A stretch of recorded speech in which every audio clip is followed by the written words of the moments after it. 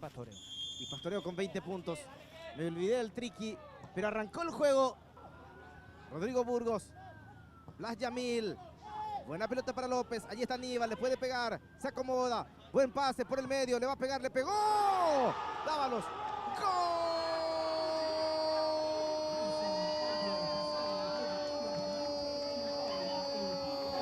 ¡Gol de Guaraní! Marcelo Dávalos, pero ¿cuántos participaron? Burgos, Romero, López. Y qué buena pelota para Dávalos. Me gustó el pase filtrado también de Blas Yamil por el medio. Porque participan varias ciudades y compiten entre sí.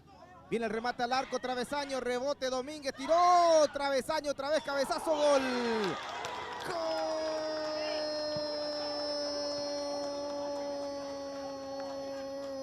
Gol de Independiente. Javier Domínguez no se rindió nunca, porque la pelota parecía que no quería entrar dos veces en el travesaño. Estuvo allí el número 21 para empatar el partido. Lleva la pelota López, baja por el medio. Allí está Víctor Agüero, se va a apoyar. Juega para atrás. Burgos intenta colocar el remate. Arriba y afuera. El destacado. Diep se quiere. Terminó el partido, fue 1-1 en Campo Grande. Cuando se queja Diepse con Cantero. Terminó el partido, fue paridad nomás, Samaniego. Paridad, ojo, le están rodeando a Cantero entre 4.